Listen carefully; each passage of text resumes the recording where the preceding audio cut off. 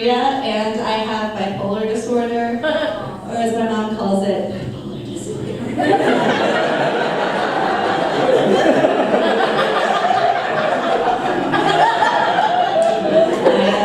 I take medicine for it, and I think it works really well. I haven't had a bad depressive episode in a while, and because of that, I can see a lot of positive sides of depression. For example, flying is a lot less stressful when you don't care if you live.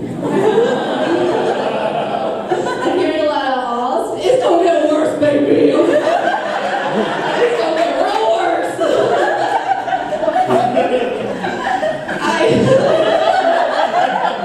I do see a psychiatrist. So my full diagnosis is bipolar 1 severe with psychotic features and a panic disorder. And when I was first diagnosed, I was like, oh, no, that's wrong. I believe you mean quirky.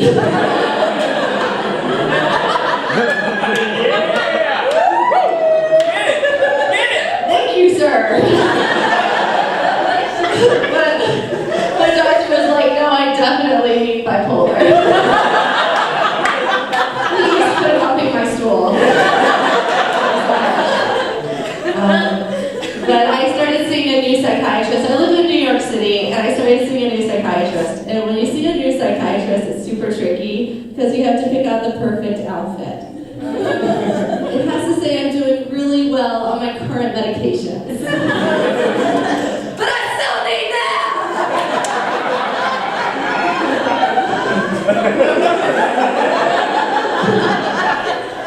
But it turns out in New York City, when your psychiatrist's office is in Coney Island, which is literally an amusement park, it doesn't matter what you wear, you're going to be the belle of the ball. I could have shown up in a banana outfit, with my vagina fully exposed, just like, I'm Jesus Christ!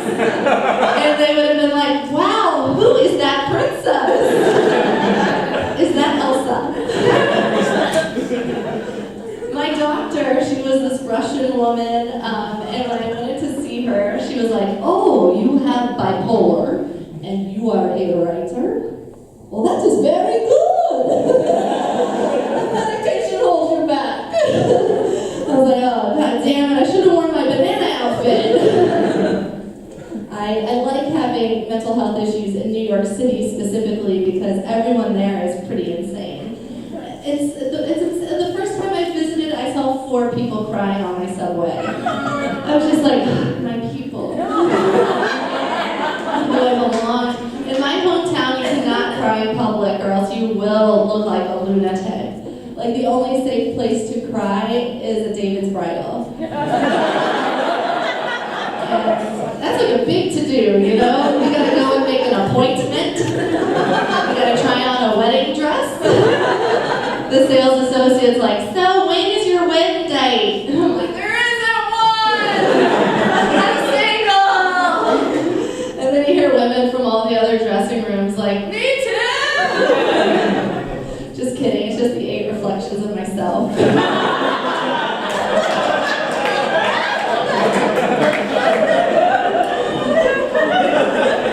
I'm originally from Alabama. Y'all might know it from racism.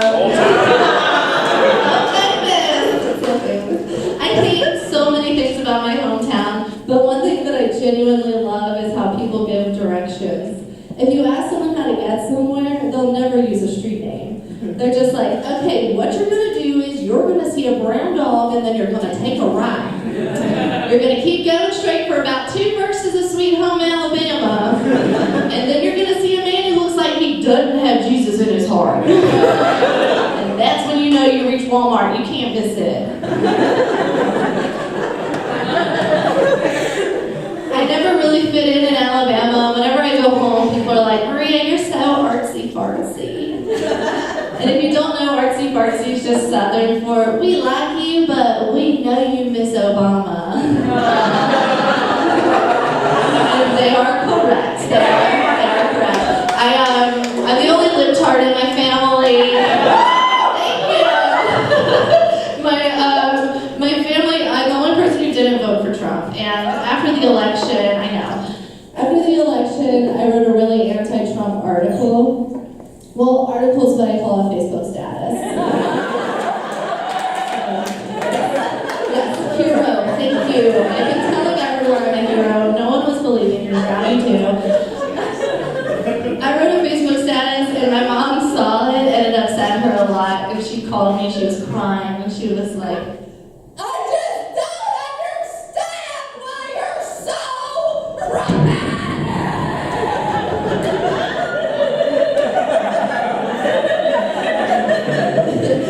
Where I could possibly get that from.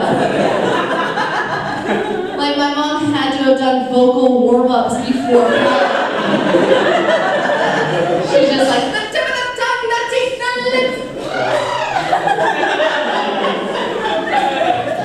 my pets make sense, my pets make sense. I will say this about my mother, she's not wrong about me. I am very dramatic. I can't wait to get old so I get attention for falling.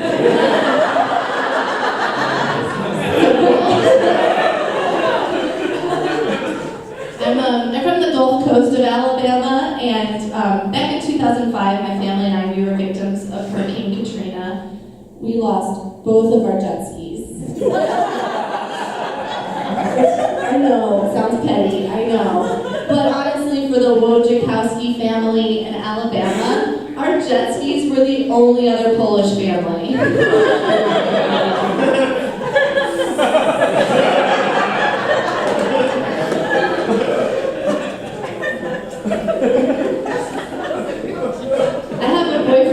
Also from the South, which is great for me. I'm from Alabama. He's from Argentina. He's super Southern. He's like, hola, no, como estas? That's a spot-on South American accent. My boyfriend's great. He makes me watch a lot of foreign films, though. I mean, he calls them films, but that's the language barrier. Not to be too relatable, but very hot. Oh, boy, hot. Oh, we're hot. He is so hot, I swear to God, if he ate a piece of raw chicken, he would poop it out cooked. Right? And by hot, I mean warm. Very warm man. Perfect for me on these cold nights, because my normal body temperature is, I'll never let go, Jack. So, my mom likes him a lot. When she first met him, she was like, oh my God, he has the most beautiful green eyes, and they complement your green eyes. And I was like, oh, Mom, my eyes are blue. I hope I never become a missing person.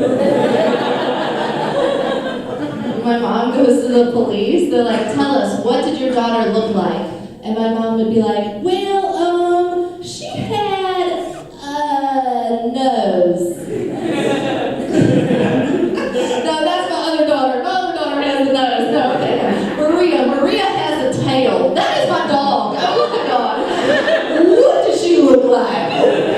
They'd be like, calm down, just tell us, what was Rhea wearing? And my mom would be like, well, she wasn't wearing lipstick, I can tell you that. Both of my parents do like him, but my dad's a little bit bitter. My dad is very religious, very Catholic. And I live with my boyfriend. And so when I told my dad that we were living together, my dad was really upset, and he told me he hopes I have a prodigal son moment. And for those of you who don't know, prodigal son is a story in the Bible about a man named Prodigal.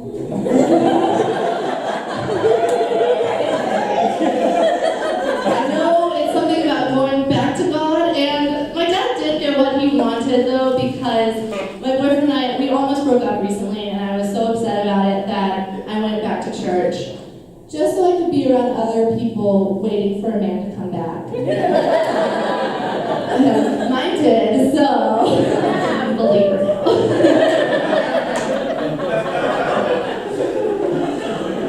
I am happy to be in a relationship. I didn't like dating. I'm not a big fan of it.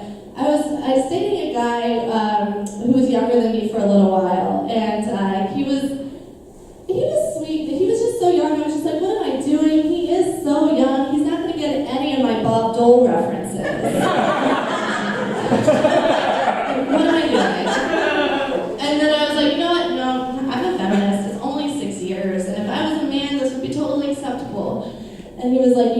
saying all of this out loud. And also, who is Bob Dole? This guy, though, he was like the first person I had slept with after like a long dry spell. So, you know when you haven't had sex in a while and you like get back out there, you know how you just like immediately start to cry? Right away? My body was like, am I coming or crying? Let's do both. Let's put it up, both ends.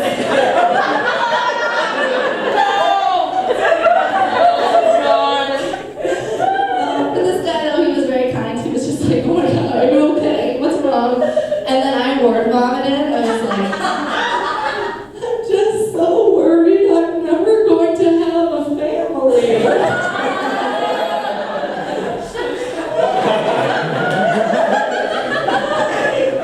It turned out to be a really bonding moment for the two of us, though, because we were both living our nightmare.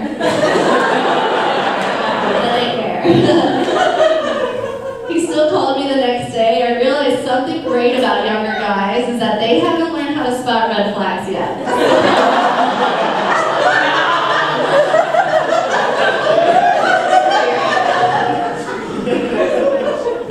One thing about him, though, is he talked about his ex-girlfriend a lot, and I was like, you're bringing her up a lot. And he was like, I'm sorry, but we were together for 3 years, and that's a really long time.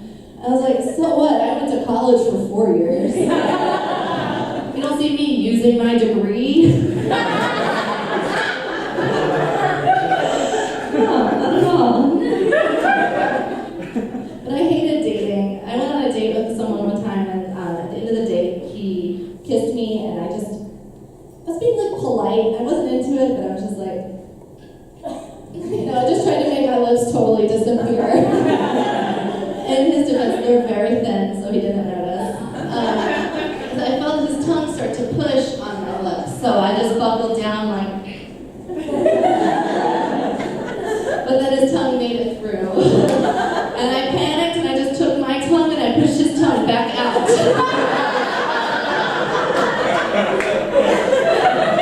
And I swear to you, he was like, wow, you are such a good kisser. He's like, no, I was playing defense. But it turns out when you play defense, you are still in the game. Okay? I learned that the hard way. I do want to have children someday. I'm worried that the closest I'll ever get to motherhood, though, is the time I dated a heroin addict. You know, it's just the constant struggle of like, where is he? Who's he with? Is he with Matt and Steve? Matt and Steve are bad influences. He needs to hang out with Tim. Tim's a good guy. Tim loves his family. Tim doesn't do heroin. It's like, never once was I like, maybe I should date Tim. And that's a me thing. I acknowledge that. But I do want to have children. I worked as a nanny for a really long time. And the kid that I watched, he looked a lot like me. So much so everybody always thought I was his mom, which is weird because I'd stopped sleeping with his dad years ago.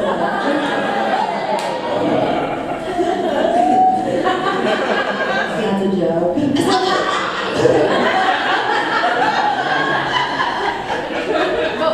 The kid that I watched, though, he was like, okay, so I helped potty train him, and the first time that he ever peed standing up, he turned to me and he was like, will you hold it for me? And I was like, no, that is your job. And then he started to scream. He goes, but I can't. I have a fat penis. And it took everything I had in me to not be like, kid, you never complain about having a fat penis. And it was in that moment that I realized there's a fine line between caregiver and child molester. It's intent, in case you're wondering. I was a really hands-off nanny. He'd be like, let's play the floor is lava. I'd be like, that's for poor children. Here's your iPad.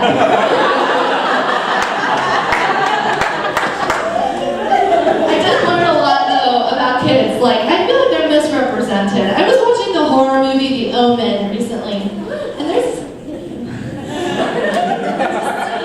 there's a scene where the nanny hangs herself to show her devotion to the 3-year-old Antichrist. And I was watching